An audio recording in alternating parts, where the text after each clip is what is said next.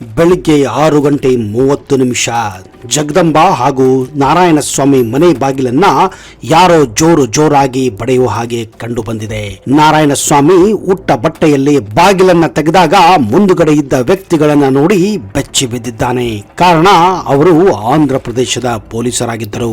ಒಳಗಡೆಯಿಂದ ಜಗದಂಬ ಕೂಡ ಯಾರೋ ಬಂದಿದ್ದಾರೆ ಅಂತ ನೋಡಲು ಹೊರಗೆ ಬಂದಿದ್ದಾಳೆ. ಪೊಲೀಸರನ್ನ ನೋಡಿ ಅವಳು ಕೂಡ ಗಾಬರಿಯಾಗಿದ್ದಳು. ಪೊಲೀಸರು ಇಬ್ಬರನ್ನ ಪೊಲೀಸ್ ಠಾಣೆಗೆ ಕರೆದುಕೊಂಡು ಹೋಗಿದ್ದಾರೆ. ಜೀಪಿನಲ್ಲಿಯೇ ಜಗದಂಬ ಹಾಗೂ ನಾರಾಯಣ ಸ್ವಾಮಿಗೆ ಪೊಲೀಸರು ಯಾಕೆ ಕರೆದುಕೊಂಡು ಹೋಗುತ್ತಿದ್ದಾರೆ ಅನ್ನೋದು ಗೊತ್ತಾಗಿ ಹೋಗಿತ್ತು. ಪೊಲೀಸರಿಗೆ ಒಂದಲ್ಲ ಎರಡಲ್ಲ 4-5 ಸಾಕ್ಷಿಗಳು ಅವರಿಗೆ ಆಗಲೇ ಸಿಕ್ಕಿದ್ದವು. ಪೊಲೀಸರು ಇನ್ನೇನು ವಿಚಾರಣೆ ಆರಂಭಿಸುವ ಮೊದಲೇ ಜಗದಂಬ ಮತ್ತು ನಾರಾಯಣ ಸ್ವಾಮಿ ತಾವು ಮಾಡಿದ ತಪ್ಪನ್ನ ಒಪ್ಪಿಕೊಂಡಿದ್ದರು. ಹೌದು, 1 ವಾರ ಹಿಂದೆ ಅನಂತಪುರದಲ್ಲಿ ಒಂದು ಭಯಾನಕ ಕೊಲೆಯಾಗಿತ್ತು. ಅದು ಬೇರೆ ಯಾರು ಅಲ್ಲ, ಜಗದಂಬಳ ತಂದೆ ಗುರುನಾಥ್ ಅವರದು. ಗುರುನಾಥರಿಗೆ 2 ಹೆಣ್ಣು ಮಕ್ಕಳಿದ್ದರು. ಜಗದಂಬ ಮತ್ತು ನಾರಾಯಣ ಸ್ವಾಮಿ ಓಡಿ ಹೋಗಿ ಮದುವೆ ಆಗಿದ್ದಕ್ಕೆ ಅವರು ಅವಳಿಗೆ ತಮ್ಮ ಆಸ್ತಿಯಲ್ಲಿ 1 ನಯಾ ಪೈಸಾ ಕೊಡದ ಹಾಗೆ ಉಯಿಲನ್ನು ಅಂದ್ರೆ ವಿಲ್ಲನ್ನ ಬರೆದಿಟ್ಟಿದ್ದರು. ಈ ವಿಷಯ ಜಗದಂಬಾಗೆ ಹೇಗೋ ಗೊತ್ತಾಗಿ ಹೋಗಿತ್ತು. 2 ವಾರ ಹಿಂದೆ ಈ ವಿಷಯ ಗೊತ್ತಾಗಿ ಜಗದಂಬ ಮತ್ತು ನಾರಾಯಣ ಸ್ವಾಮಿ ತಮಗೂ ಕೂಡ ಉಯಿಲಿನಲ್ಲಿ ಅಂದ್ರೆ ವಿಲ್ಲಿನಲ್ಲಿ ಅರ್ಧ ಆಸ್ತಿಯನ್ನ ಬರೆಯಬೇಕೆಂದು ಹಠ ಹಿಡಿದಿದ್ದಾರೆ. ಗುರುನಾಥ್ ಇದಕ್ಕೆ ಒಪ್ಪಿಕೊಂಡಿಲ್ಲ. ಹೀಗಾಗಿ ಮನೆಯಲ್ಲಿ ಅಂದು ರಾತ್ರಿ ದೊಡ್ಡ ಜಗಳವೇ ಆಗಿ ಹೋಗಿದೆ. ಸಿಟ್ಟಿನಲ್ಲಿ ಜಗದಂಬ ಹಾಗೂ ನಾರಾಯಣ ಸ್ವಾಮಿ ಗುರುನಾಥ್ ಅವರನ್ನ ಕುತ್ತಿಗೆ ಹೆಚ್ಚಿಗೆ ಸಾಯಿಸಿದ್ದಾರೆ ಮತ್ತು ಗುರುನಾಥ್ ಬರೆದಂತಹ ವಿಲ್ಲನ್ನ ಅಂದ್ರೆ ಉಯಿಲನ್ನ ಹರಿದು ಹಾಕಿದ್ದಾನೆ. ಇದರ ಬಗ್ಗೆ ಜಗದಂಬಾಳ ತಂಗಿ ಜಾನಕಿಗೆ ಗೊತ್ತಾಗಿ ಕಡಪ ಪೊಲೀಸ್ ಠಾಣೆಗೆ ಕಂಪ್ಲೇಂಟ್ ಅನ್ನ ಕೂಡ ಕೊಟ್ಟಿದ್ದಳು. ಇನ್ವೆಸ್ಟಿಗೇಷನ್ ಮಾಡಿದಾಗ ಕಡಪ ಪೊಲೀಸ್ಗೆ ಗೊತ್ತಾಗಿದ್ದು ಜಗದಂಬ ಮತ್ತು ನಾರಾಯಣ ಸ್ವಾಮಿಯೇ ಉಯಿಲು ಅಂದ್ರೆ ವಿಲ್ಲನ್ನ ತಿದ್ದುಪಡಿ ಮಾಡಲು ಸ್ವಂತ ತಂದೆಯನ್ನೇ ಕೊಲೆ ಮಾಡಿದ್ದರು ಎಂದು. ಹೌದು, ಒಂದು ಉಯಿಲು ಅಂದ್ರೆ ವಿಲ್ಲು ಈ ಒಂದು ಕೊಲೆಗೆ ಕಾರಣವಾಗಿತ್ತು ಅಂದ್ರೆ ನೀವು ನಂಬುತ್ತೀರಾ? ಅಷ್ಟಕ್ಕೂ ಈ ಉಯಿಲು ಅಂದ್ರೆ ಏನು, ಅದರ ಇಂಪಾರ್ಟೆನ್ಸ್ ಏನು, ಅದನ್ನ ಯಾರು ಬರೆಯಬಹುದು, ಯಾಕೆ ಬರೆಯುತ್ತಾರೆ, ಯಾವಾಗ ಬರೆಯುತ್ತಾರೆ, ಏನೆಲ್ಲ ಕಾನೂನಿನಲ್ಲಿ ಈ ಒಂದು ಉಯಿಲನ್ನ ಬರೆಯಲು ಏನೆಲ್ಲ ಮಾಡಬೇಕಾಗುತ್ತೆ ಅನ್ನುವ ಮಾಹಿತಿ ನಿಮ್ಮಲ್ಲಿ ಎಷ್ಟೋ ಜನಕ್ಕೆ ಗೊತ್ತೇ ಇಲ್ಲ. ಬನ್ನಿ, ಇವತ್ತಿನ ಈ ವಿಡಿಯೋದಲ್ಲಿ ನಿಮಗೆ ಉಯಿಲು ಅಂದ್ರೆ ವಿಲ್ಲು ಅಂದ್ರೆ ಏನು ಅದರ ಬಗ್ಗೆ ಒಂದು ಸಂಪೂರ್ಣ ಮಾಹಿತಿಯನ್ನ ಕೊಡಕ್ ಹೋಗ್ತಾ ಇದ್ದೀನಿ. ಒಂದು ವೇಳೆ ನಿಮಗೆ ನಿಜಕ್ಕೂ ಈ ವಿಡಿಯೋ ಇಷ್ಟ ಆದಲ್ಲಿ ಈಗಲೇ ಇದನ್ನ ಲೈಕ್ ಮಾಡಿ ಹಾಗೂ ಕೊನೆವರೆಗೂ ನೋಡಿ.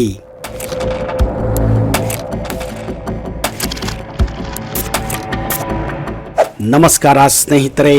ಪೋಷಕರ ಮರಣದ ನಂತರ ಮಕ್ಕಳ ನಡುವೆ ಆಸ್ತಿ ಕಲಹ ಸಾಮಾನ್ಯವಾಗಿರುತ್ತದೆ. ಒಬ್ಬ ವ್ಯಕ್ತಿ ತಾನು ಸಂಪಾದಿಸಿದ ಆಸ್ತಿಯನ್ನ ತನ್ನ ಮರಣದ ನಂತರ ಅದು ಯಾರಿಗೆ ಸೇರಬೇಕು ಎಂದು ಮನಸ್ಸು ಮಾಡಿ ನಿರ್ಧಾರ ತಾಳಿ ಮನಸ್ಸಿನ ಆ ನಿರ್ಧಾರದಂತೆ ಬರೆದಿಡುವ ಒಂದು ದಾಖಲೆ ಪತ್ರವೇ ಅದು ಮೃತ್ಯು ಪತ್ರ ಅಥವಾ ಇದನ್ನ ಉಯಿಲು ಪತ್ರ ಹಾಗೂ ಆಂಗ್ಲ ಭಾಷೆಯಲ್ಲಿ ವಿಲ್ ಡೀಡ್ ಎಂದು ಕೂಡ ಕರೆಯುತ್ತಾರೆ. ಒಬ್ಬ ವ್ಯಕ್ತಿಯು ತಾನು ಮರಣದ ನಂತರ ತನ್ನ ಆಸ್ತಿಯ ವಿಲೇವಾರಿಗೆ ಸಂಬಂಧಿಸಿದಂತೆ ಇರುವ ತನ್ನ ಅಪೇಕ್ಷೆಯನ್ನ ಅಥವಾ ಇಚ್ಛೆಯನ್ನ ತಿಳಿಸಿ ಕಾನೂನಿನ ಅನ್ವಯ ಮಾಡುವ ಘೋಷಣೆಯೇ ಉಯಿಲು ಅಥವಾ ಮೃತ್ಯು ಪತ್ರ ಎಂದು ಭಾರತೀಯ ವಾರಸ ಅಧಿನಿಯಮದ ಪ್ರಕಾರ 1925 ಕಲಂ 2 ಅಡಿಯಲ್ಲಿ ಇದನ್ನ ವ್ಯಾಖ್ಯಾನಿಸಲಾಗಿದೆ. ಇದರ ಅನ್ವಯ ಉಯಿಲು ಅಂದ್ರೆ ಮೃತ್ಯು ಪತ್ರ ಅಂದ್ರೆ ಒಬ್ಬ ವ್ಯಕ್ತಿಯು ಕಾನೂನು ಅನ್ವಯ ಮಾಡಿದ ಒಂದು ಘೋಷಣೆ ಪತ್ರವಾಗಿದೆ. ಈ ಘೋಷಣೆಯು ಕಾನೂನಬದ್ಧವಾಗಿರಬೇಕು. ಅಂದ್ರೆ ಆ ವ್ಯಕ್ತಿಯು ಯಾವ ಆಸ್ತಿಯನ್ನು ಸಂಬಂಧವಾಗಿ ಘೋಷಣೆಯನ್ನು ಮಾಡುತ್ತಾನೋ ಅಂತಹ ಆಸ್ತಿಯನ್ನು ಆತನು ತನ್ನ ಜೀವಾವಧಿಯಲ್ಲಿ ವಿಲೇವಾರಿ ಮಾಡುವ ಅಧಿಕಾರವನ್ನ ಹೊಂದಿರಬೇಕು. ಆ ಘೋಷಣೆಯು ಆತನ ಮರಣದ ನಂತರ ಆತನ ಆಸ್ತಿಯ ವಿಲೇವಾರಿಗೆ ಸಂಬಂಧಿಸಿದಂತೆ ಆತನ ಅಪೇಕ್ಷೆ ಅಥವಾ ಇಚ್ಛೆಯನ್ನ ತಿಳಿಸುವಂತಿರಬೇಕು. ಹಾಗೆಯೇ ಆತನಿಗೆ ಉಯಿಲು ಮಾಡುವ ಸಾಮರ್ಥ್ಯವಿರಬೇಕು. ಅಪ್ರಾಪ್ತ ಬುದ್ಧಿಮಾಂದನಾಗಿರಬಾರದು. ಉಯಿಲು ಲಿಖಿತ ರೂಪದಲ್ಲಿ ಇರಬೇಕು. ಆದ್ರೆ ಉಯಿಲು ಬರೆಯುವವರು ಯುದ್ಧದಲ್ಲಿ ನಿರತರಾಗಿದ್ದರೆ, ಸೈನಿಕರಾಗಿದ್ದರೆ, ವೈಮಾನಿಕ ಅಥವಾ ನಾವಿಕ ದರ್ಜೆಯ ಅಧಿಕಾರಿಯಾಗಿದ್ದರೆ ಆತ ವಿಶೇಷ ಸಂದರ್ಭದಲ್ಲಿ ಮಾತ್ರ ಭಾಗಶಃ ಲಿಖಿತ ಮತ್ತು ಭಾಗಶಃ ಮೌಖಿಕ ಅಥವಾ ಸಂಪೂರ್ಣವಾಗಿ ಮೌಖಿಕ ಉಯಿಲನ್ನ ಬರೆಯಬಹುದು. ಇದನ್ನ ಆಂಗ್ಲ ಭಾಷೆಯಲ್ಲಿ partly written, partly oral or fully oral ಅಂತ ಕರೆಯುತ್ತಾರೆ. ಇಂತಹ ಉಯಿಲಿಗೆ ವಿಶೇಷ ಉಯಿಲು ಅಂದ್ರೆ ಪ್ರಿವಿಲೇಜ್ಡ್ ವಿಲ್ ಎಂದು ಕರೆಯುತ್ತಾರೆ. ಹಾಗಾದ್ರೆ ಈ ಉಯಿಲನ್ನ ಯಾರು ಮಾಡಬಹುದು? 18 ವರ್ಷದ ವಯಸ್ಸು ಪೂರೈಸಿದ ಮತ್ತು ಮಾನಸಿಕ ಸ್ವಾಸ್ಥ್ಯ ಹೊಂದಿರುವ ಯಾವುದೇ ವ್ಯಕ್ತಿಯು ಈ ಉಯಿಲನ್ನ ಮಾಡಬಹುದು. ವಿವಾಹ ಮಹಿಳೆಯಾಗಿದ್ದರೆ ಯಾವ ಆಸ್ತಿಯನ್ನು ತನ್ನ ಜೀವಿತ ಕಾಲದಲ್ಲಿ ವಿಲೇವಾರಿ ಅಂದ್ರೆ sale, lease, rent, mortgage etcetera ಮಾಡುವ ಹಕ್ಕನ್ನು ಹೊಂದಿರುತ್ತಾರೋ ಅಂತಹ ಆಸ್ತಿಗೆ ಸಂಬಂಧಿಸಿದಂತೆ ಉಯಿಲು ಮಾಡಬಹುದು.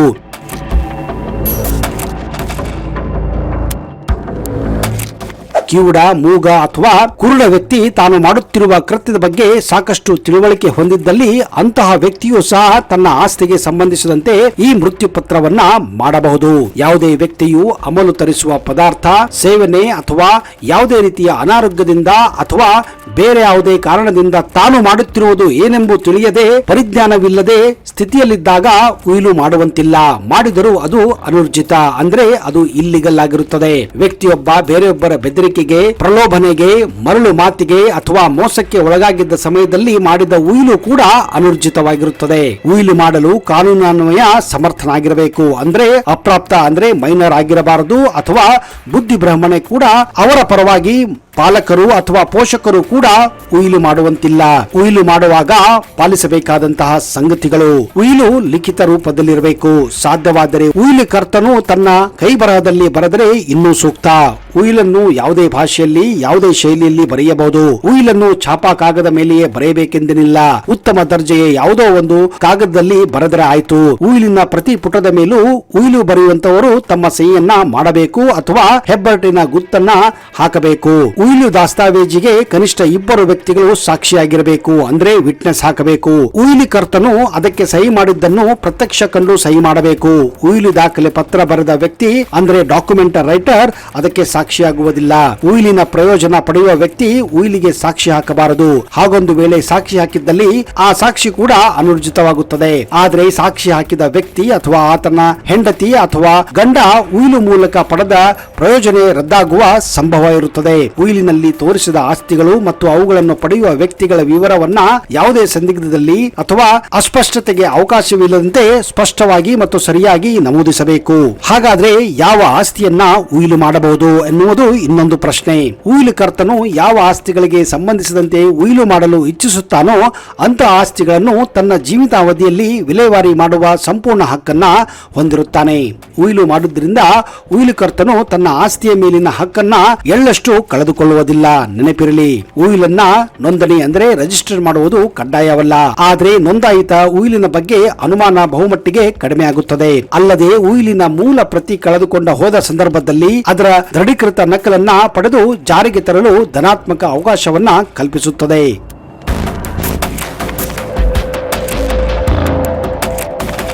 ಉಯಿಲಿನ ಭದ್ರತೆ: ಉಯಿಲು ಕರ್ತನು ತನ್ನ ಉಯಿಲನ್ನ ತನ್ನಲ್ಲಿಯೇ ಇರಿಸಿಕೊಳ್ಳಬಹುದು ಅಥವಾ ತನ್ನ ಯಾವುದೇ ವಿಶ್ವಾಸಿಕರ ಹತ್ತಿರವಾಗಲಿ ಅಥವಾ ಮೊಹರು ಮಾಡಿದ ಲಕೋಟೆಯೊಳಗೆ ಇಟ್ಟು ನೋಂದಣಾಧಿಕಾರಿ ಕಚೇರಿಯಲ್ಲಿ ಭದ್ರವಾಗಿಡಬಹುದು. ಉಯಿಲು ಕರ್ತನು ಮೃತಪಟ್ಟಲ್ಲಿ ಆತನಿಗೆ ಸಂಬಂಧಿಸಿದವರು ನೋಂದಣಾ ಅಧಿಕಾರಿಗೆ ಅರ್ಜಿ ಸಲ್ಲಿಸಿ ಭದ್ರವಾಗಿಟ್ಟಿದ್ದ ಉಯಿಲಿನ ದೃಢೀಕೃತ ನಕಲನ್ನ ನೋಂದಣಾ ಅಧಿಕಾರಿಯಿಂದ ಪಡೆದುಕೊಳ್ಳಬಹುದು. ಭದ್ರವಾಗಿಟ್ಟ ಉಯಿಲನ್ನ ಅದರ ಕರ್ತನು ಬಯಸಿದಾಗ ಹಿಂದಕ್ಕೆ ಕೂಡ ಪಡೆಯಬಹುದು. ಉಯಿಲಿನಲ್ಲಿ ತಿದ್ದುಪಡಿ: ಉಯಿಲನ್ನು ಮಾಡಿದ ನಂತರ ಉಯಿಲು ಕರ್ತನು ತನ್ನ ಜೀವಿತ ಅವಧಿಯಲ್ಲಿ ಈ ಉಯಿಲಿಗೆ ಯಾವುದೇ ರೀತಿಯಲ್ಲಿ ತಿದ್ದುಪಡಿಯನ್ನ ತರುವ ಹಕ್ಕನ್ನು ಕೂಡ ಹೊಂದಿರುತ್ತಾನೆ. ಆತನು ಬರೆದ ಯಾವುದೇ ಒಂದು ದಾಸ್ತಾವೇಜನ್ನು ಬರೆದು ತಿದ್ದುಪಡಿ ಮಾಡಬೇಕಾಗುತ್ತದೆ. ಈ ದಾಸ್ತಾವೇಜಿನಲ್ಲಿ ಉಯಿಲಿನ ಅನುಬಂಧ ಮತ್ತು ಕೋಡ್ ಸೀಲ್ ಎಂದು ಕರೆಯಲಾಗುತ್ತದೆ. ಉಯಿಲು ನೋಂದಾಯಿಸಿದರೆ ಅದಕ್ಕೆ ತಿದ್ದುಪಡಿ ತರುವ ಅನುಬಂಧ ಅಥವಾ ಕೋಡ್ ಸೀಲ್ ಅನ್ನು ಸಹ ನೋಂದಾವಣೆ ಮಾಡಬೇಕಾಗುತ್ತದೆ. ಮೂಲ ಉಯಿಲನ್ನ ಬರೆಯುವಾಗ ಪಾಲಿಸಬೇಕಾದನ್ನ ಅನುಬಂಧವನ್ನ ಬರೆಯುವುದು ಸಹ ಒಂದು ಕಾನೂನುಬದ್ಧವಾಗಿ ಅದನ್ನ ಪಾಲಿಸಬೇಕಾಗುತ್ತದೆ. ಮೃತ್ಯು ಪತ್ರ ರದ್ದು ಹೇಗೆ ಮಾಡಬಹುದು ಅಂದ್ರೆ ಉಯಿಲನ್ನ ಹೇಗೆ ರದ್ದು ಮಾಡಬಹುದು? ಮೂಲ ಉಯಿಲು ನೋಂದಣಿಯಾಗಿದ್ದರೆ ಮತ್ತೊಂದು ಉಯಿಲನ್ನ ಬರೆದು ಅದರಲ್ಲಿ ಮೊದಲನೇ ಉಯಿಲನ್ನ ರದ್ದುಗೊಳಿಸುವುದಾಗಿ ಘೋಷಿಸುವ ಮೂಲಕ ಮೂಲ ಉಯಿಲನ್ನ ರದ್ದುಗೊಳಿಸಬಹುದು. ನೋಂದಣಿ ಮಾಡಿಸಿದ ಉಯಿಲನ್ನ ರದ್ದತಿ ಪತ್ರವನ್ನ ಮಾಡಿಸಿ ಆ ಪತ್ರವನ್ನು ನೋಂದಾಯಿಸುವ ಮೂಲಕವೂ ಈ ಒಂದು ಉಯಿಲನ್ನ ರದ್ದುಗೊಳಿಸಬಹುದು.